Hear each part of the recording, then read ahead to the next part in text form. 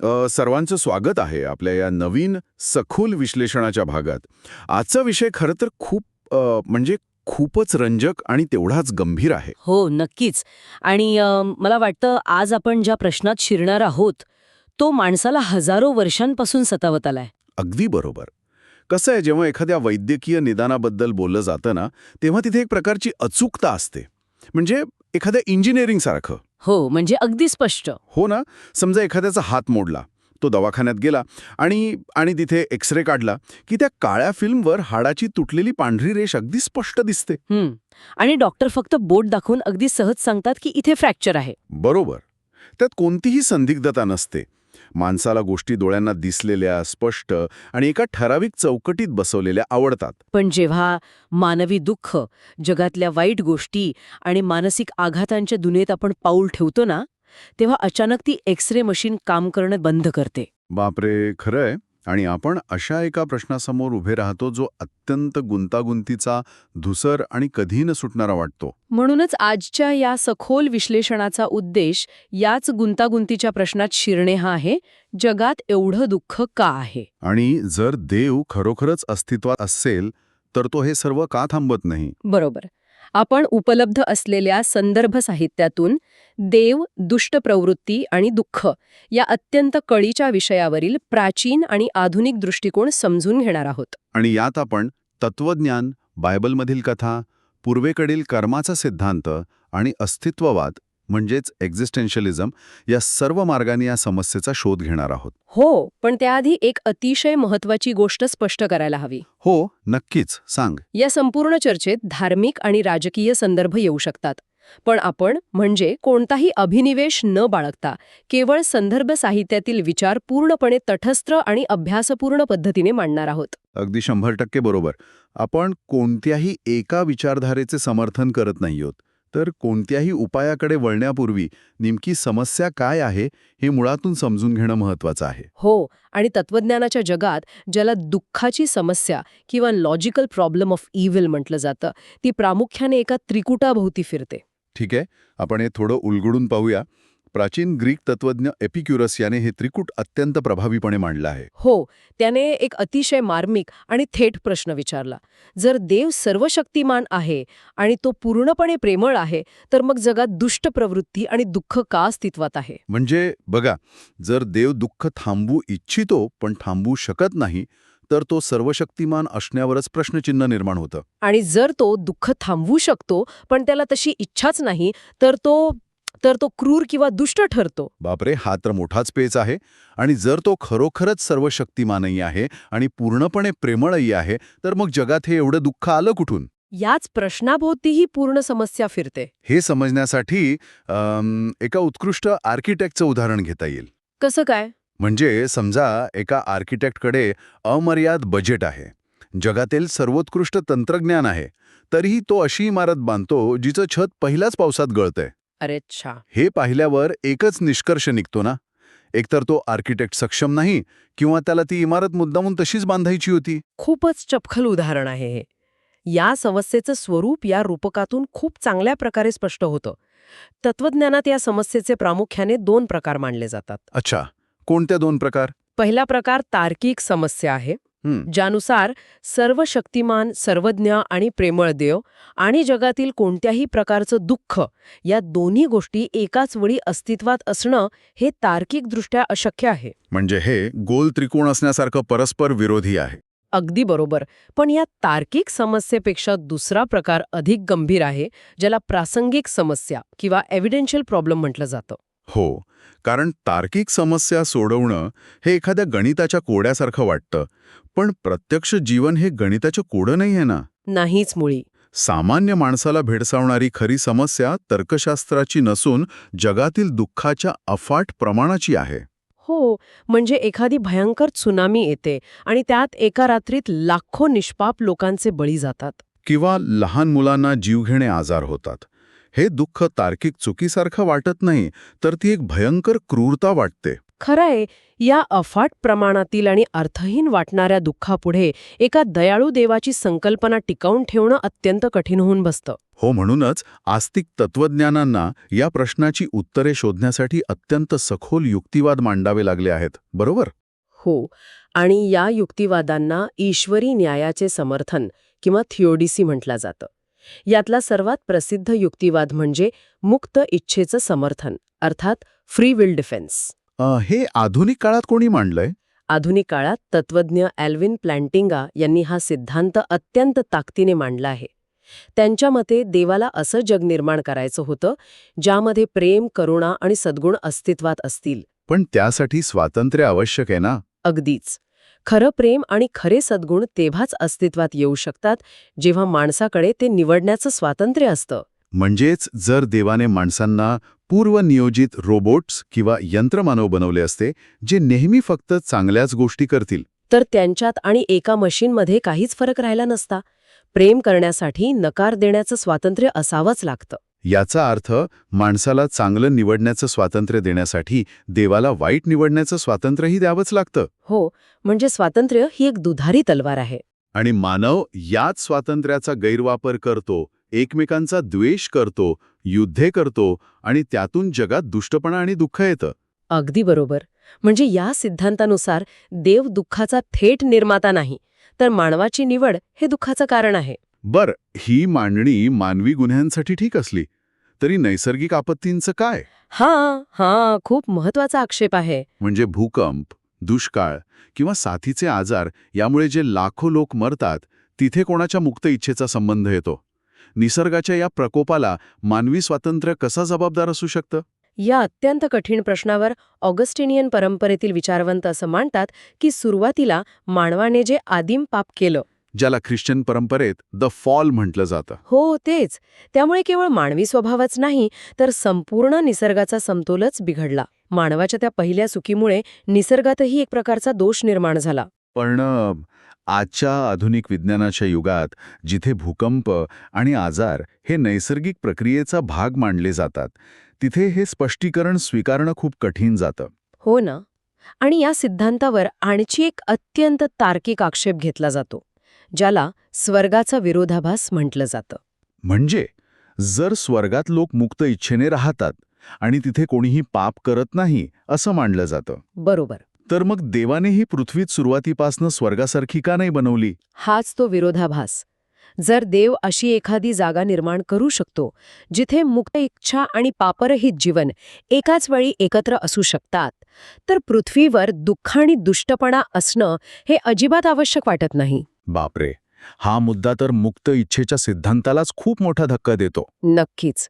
आणि या मर्यादा लक्षात घेऊनच दुसऱ्या एका अत्यंत महत्वाच्या दृष्टिकोनाचा जन्म झाला. तो म्हणजे आत्म्याच्या विकासाचा सिद्धांत किंवा सोल मेकिंग थिओडिसी. अच्छा, हा कोणी मांडलाय? दुसऱ्या शतकातील संत इरेनियस यांच्या विचारांवर आधारित हा सिद्धांत 20व्या शतकात तत्वज्ञ जॉन हिक यांनी अधिक विकसित केला. आणि हा सिद्धांत नेमका काय सांगतो? या विचारसरणीनुसार देवाने हे जग एक आरामदायी, दुःखमुक्त नंदनवन म्हणून बनवलेलंच नाहीये. हे जग आत्म्याच्या विकासासाठी तयार केलेली एक जागा आहे. म्हणजे देवाने मानवाला सुरुवातीपासूनच परिपूर्ण बनवलं नाही, तर त्याला प्रगल्भ होण्याची क्षमता देऊन अपूर्णच बनवलं. हो. हा विचार एखाद्या स्पिरिच्युअल जिम सारखा वाटतोय. स्पिरिच्युअल जिम कसं काय? म्हणजे बघा, कोणीतरी जिममध्ये जातं, सुरुवातीला जड वजन उचलताना प्रचंड त्रास होतो, स्नायू दुखतात, घाम गाळावा लागतो. पण त्या त्रासातूनच शरीर आणि स्नायू मजबूत होतात. अगदी तसाच हेक यांच्या मते जगात जर कोणतंही आव्हान नसतं, जर सर्व काही सुरळीत आणि मऊ कापसासारखं असतं, तर मानवामध्ये धैर्य, करुणा, क्षमा आणि त्याग यांसारखे सर्वोच्च नैतिक गुण कधीच विकसित झाले नसते. हो, म्हणजे दुःखाशी आणि संकटांशी लढा दिल्यानेच माणूस खऱ्या अर्थाने प्रगल्भ होतो. हिक यांनी यात आणखी एका संकल्पनेची भर घातली, ती म्हणजे ज्ञानात्मक अंतर किंवा एपिस्टेमिक डिस्टन्स. ज्ञानात्मक अंतर म्हणजे काय? म्हणजे जर देवाने स्वतःचं अस्तित्व अगदी स्पष्टपणे सर्वांसमोर उघड केलं असतं, तर माणसाने जे काही चांगलं केलं असतं ते केवळ भीतीने किंवा बक्षीस मिळवण्याच्या लालसेने केलं असतं. अरेच्या, म्हणजे खऱ्या नैतिक विकासासाठी देवाने स्वतःला मानवापासून थोडं लपवून ठेवलं आहे, जेणेकरून माणूस पूर्ण स्वातंत्र्याने स्वतःचा नैतिक मार्ग निवडू शकेल? अगदी बरोबर. पण इथे एक महत्वाचा प्रश्न उभा राहतो. या सिद्धांतावरही एक अत्यंत गंभीर नैतिक आक्षेप आहे. तो असा की आत्म्याच्या विकासासाठी दुःख आवश्यक आहे हे जरी आपण मान्य केलं, तरी जगात काही दुःखे एवढी भयंकर, अर्थहीन आणि प्रमाणाबाहेर असतात की ती आत्म्याचा विकास करण्याऐवजी आत्म्याला पूर्णपणे उद्ध्वस्त करतात. हो, ज्याला आपण सोल क्रशिंग म्हणू शकतो. म्हणजे जिमच्या उदाहरणाकडे परत जायचं झाल्यास, जर एखाद्या व्यक्तीच्या अंगावर जिममध्ये अचानक 1000 किलोचं वजन पडलं, बापरे. तर ती व्यक्ती मजबूत होण्याऐवजी तिथे चिरडून जाईल ना. एखाद्या निष्पाप लहान मुलाला होणारा कॅन्सरसारखा वेदनादायी आजार किंवा एखाद्याचं संपूर्ण कुटुंब नैसर्गिक आपत्तीत डोळ्यांसमोर नष्ट होणं, यातून त्या व्यक्तीचा कोणता आत्म्याचा विकास होणार आहे? अशा जीवघेण्या आघातातून माणूस मजबूत होण्याऐवजी पूर्णपणे कोलमडून पडतो. नक्कीच. रशियन कादंबरीकार फ्योदोर दोस्तोयेव्स्की यांनी त्यांच्या द ब्रदर्स कर्माझोव्ह या जगप्रसिद्ध कादंबरीत हाच मुद्दा अत्यंत प्रखरतेने मांडला आहे. त्यांनी काय म्हटले त्यात? त्यांच्या मते भविष्यातील कोणत्याही शाश्वत सुसंवादाच्या किंवा स्वर्गीय आनंदाच्या नावाखाली एका निष्पाप लहान मुलाच्या यातनांचं समर्थन कधीच केलं जाऊ शकत नाही. हे खूपच विचार करायला लावणार आहे. याशिवाय संत ऑगस्टिन यांचा मोठं कल्याण किंवा ग्रेटर गुड असाही एक सिद्धांत आहे. देव वाईट गोष्टींमधूनही अंतिमता काहीतरी मोठं आणि चांगलं घडवून आणतो. अंधार असल्यावरच प्रकाशाचं महत्त्व समजतं, असा हा विचार आहे. पण प्रत्यक्ष असह्य वेदना भोगणाऱ्या व्यक्तीला तुझ्या दुःखातून काहीतरी चांगलं घडणार आहे असं सांगणं अत्यंत क्रूर आणि असंवेदनशील वाटतं. हो ना. जेव्हा ही तात्विक आणि बौद्धिक उत्तरे प्रत्यक्ष आयुष्यातील रडणाऱ्या आणि वेदना भोगणाऱ्या माणसासमोर उभी केली जातात, तेव्हा ती पूर्णपणे पोकळ वाटू लागतात. अगदी खरंय. आणि याच ठिकाणी बायबलमधील इयोबाचा ग्रंथ किंवा द बुक ऑफ जॉब ही कथा अत्यंत महत्वाची ठरते. हो, इयोब. तो एक अत्यंत निष्पाप आणि नीतिमान माणूस असतो. त्याचं संपूर्ण आयुष्य नीतिमत्तेने जगलेलं असतं. त्याच्याकडे प्रचंड संपत्ती असते, मोठं आणि सुखी कुटुंब असतं. पण अचानक कोणत्याही स्पष्ट कारणाशिवाय त्याच्यावर दुःखाचा डोंगर कोसळतो. एकामागून एक संकटे येतात, त्याची सर्व संपत्ती नष्ट होते, त्याची मुले मारली जातात. आणि त्याला स्वतःलाही अत्यंत भयानक आणि वेदनादायी आजार जडतो. इयोब दुःखात होरपळत असताना त्याचे मित्र त्याला भेटायला येतात. हे मित्र पारंपरिक शहाणपणाचे आणि तत्कालीन धार्मिक विचारांचे प्रतिनिधित्व करतात. ते इयोबाला समजावण्याचा प्रयत्न करतात की देवाचा न्याय अचूक असतो. जर इयोबला एवढं भयंकर दुःख मिळतंय, तर त्याने नक्कीच काहीतरी मोठं पाप केलं असणार. हो, म्हणजे कर्माचा किंवा शिक्षेचा नियम लावून ते त्याला वारंवार आपली चूक मान्य करायला आणि देवाची माफी मागायला सांगतात. पण इयोब हे ठामपणे नाकारतो. त्याला स्वतःच्या निष्पापपणाची पूर्ण खात्री असते.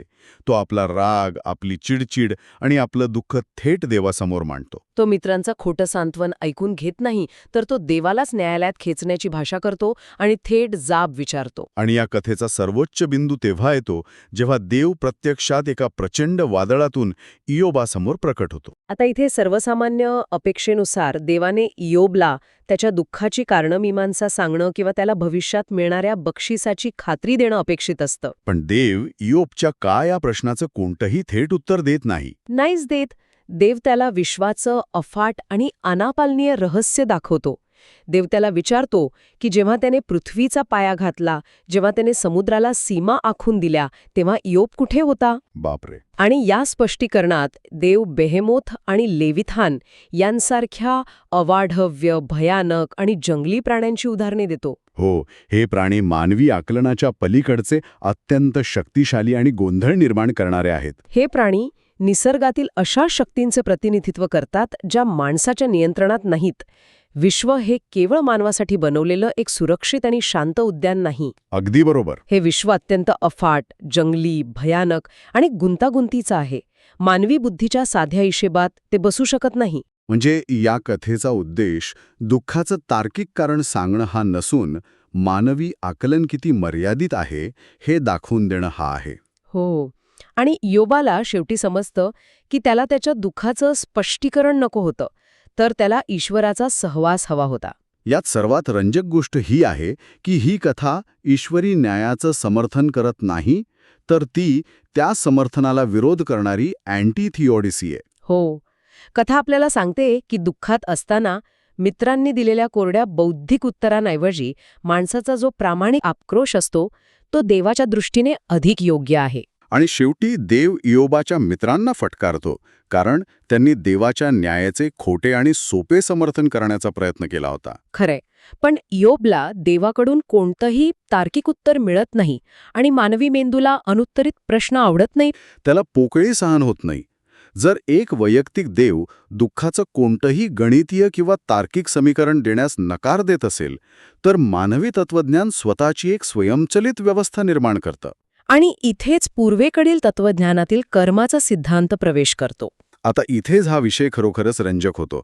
जर ईश्वराची योजना अनाकलनीय असेल, तर आपण अशा व्यवस्थेकडे वळतो जिथे न्याय हा एका वैश्विक आणि अटळ नियमावर आधारित आहे. हिंदू आणि बौद्ध धर्मातील कर्माचा सिद्धांत हा जन्म-मृत्यूच्या चक्रावर म्हणजे संसार या संकल्पनेवर आधारित आहे. हा एक प्रकारे निसर्गाच्या गुरुत्वाकर्षणाच्या नियमासारखाच नैतिक नियम आहे. तुम्ही जे काही पेराल तेच तुम्ही उगवाल. या सिद्धांताची तुलना एका अतिशय अचूक, स्वयंचलित वैश्विक अकाउंटिंग सिस्टमशी करता येईल. म्हणजे कसं? जिथे तुम्ही जे काही चांगलं किंवा वाईट करता त्याचा अचूक रेकॉर्ड ठेवला जातो.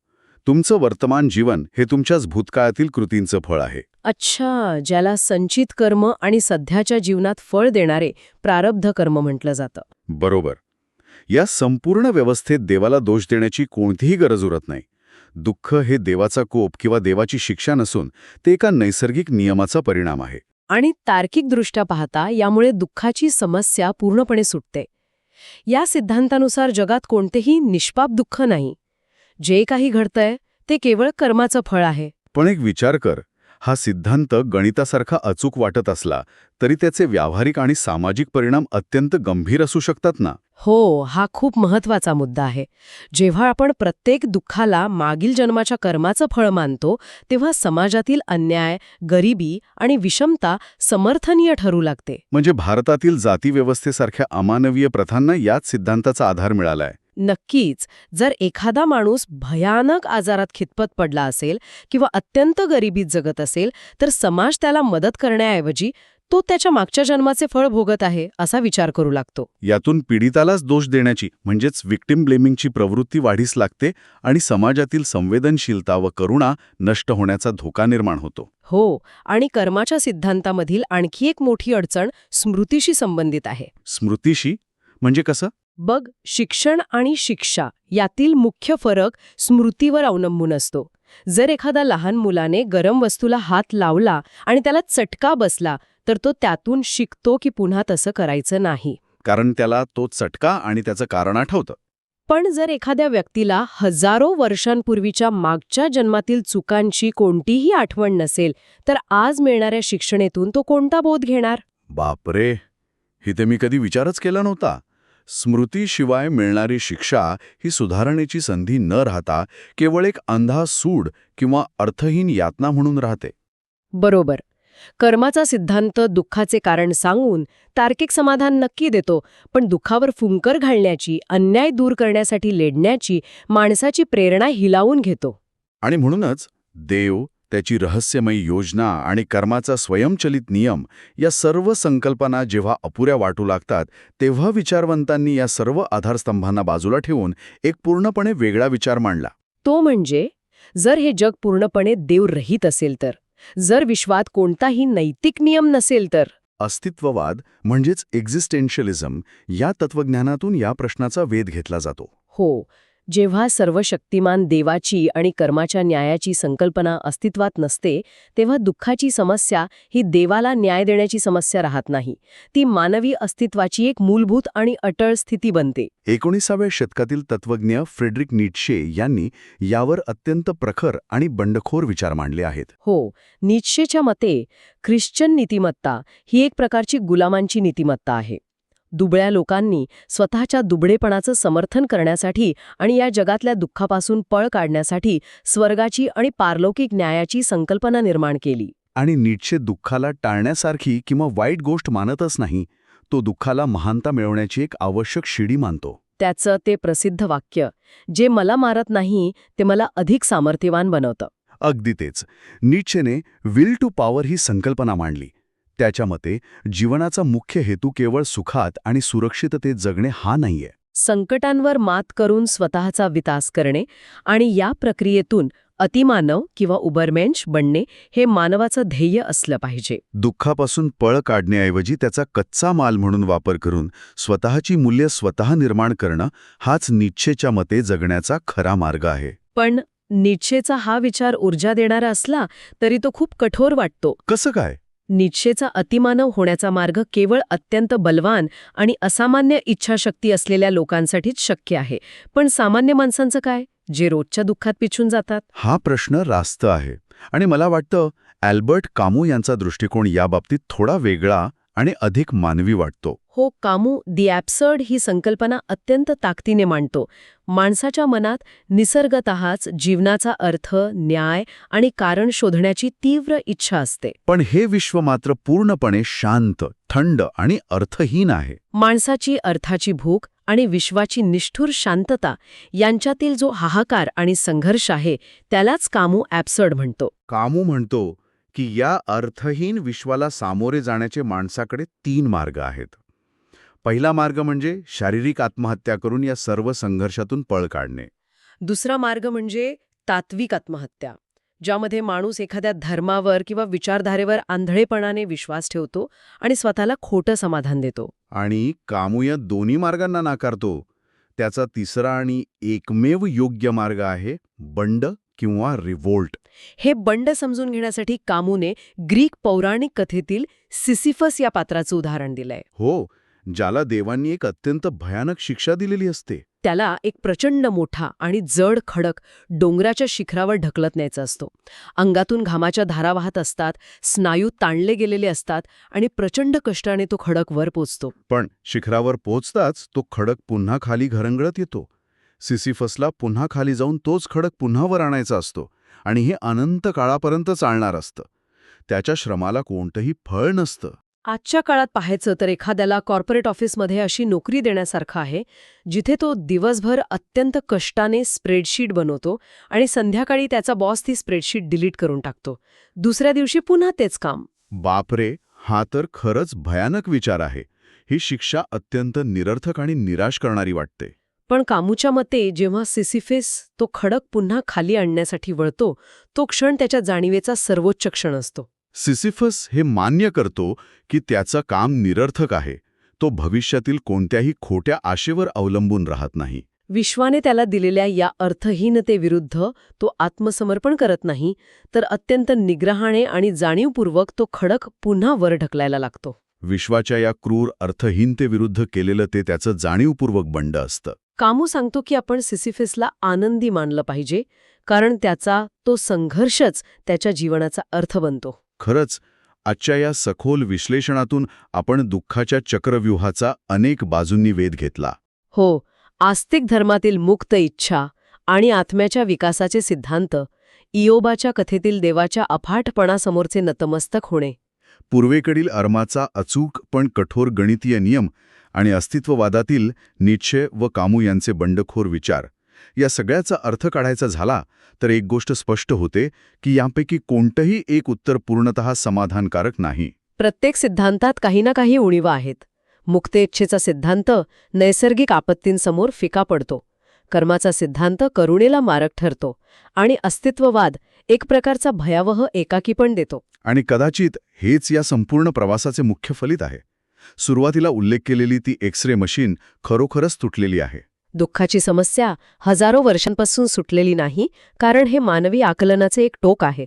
आपण आपल्या मर्यादित बुद्धीने या विश्वाचा संपूर्ण पसारा, त्यातील गुंतागुंत आणि दुःखाचा अचूक कारण समजूच शकत नाही. त्या धुसर प्रतिमेत जबरदस्तीने काळ्या पांढऱ्या रंगांचा अर्थ शोधण्याचा अट्टहास करण्याऐवजी ती मशीन तुटलेली आहे हे स्वीकारणे जास्त शहाणपणाचे ठरते. तर या सगळ्याचा अर्थ काय काढायचा?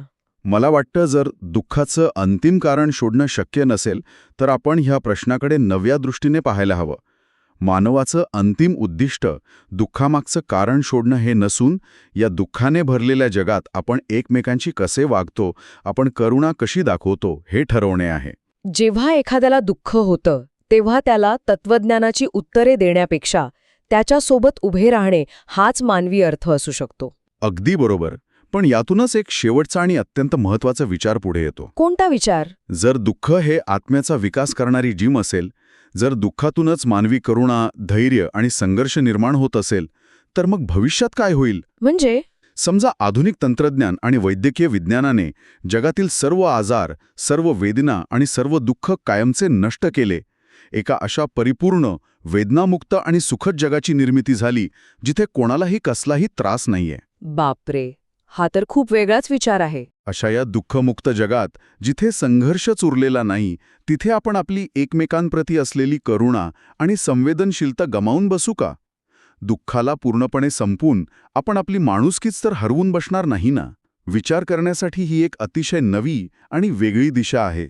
खरोखरच हा एक अत्यंत सखोल प्रश्न आहे, जो दुःखाच्या समस्येला एका नव्या तंत्रज्ञानाच्या आणि भविष्याच्या परिप्रेक्ष्यात उभा करतो. श्रोत्यांनो, आजच्या या अत्यंत सखोल आणि गुंतागुंतीच्या प्रवासात साथ दिल्याबद्दल तुमचे खूप खूप आभार. दुःखाचे हे प्रश्न एका दिवसात सुटणारे नाहीत, पण त्यावर विचार करणे मानवी मेंदूला आणि हृदयाला अधिक प्रगल्भ बनवते. नक्कीच. पुढच्या वेळी अशाच एका नवीन आणि रंजक विषयावर नक्की सखोल चर्चा करू. तोपर्यंत या प्रश्नांवर विचार करत रहा.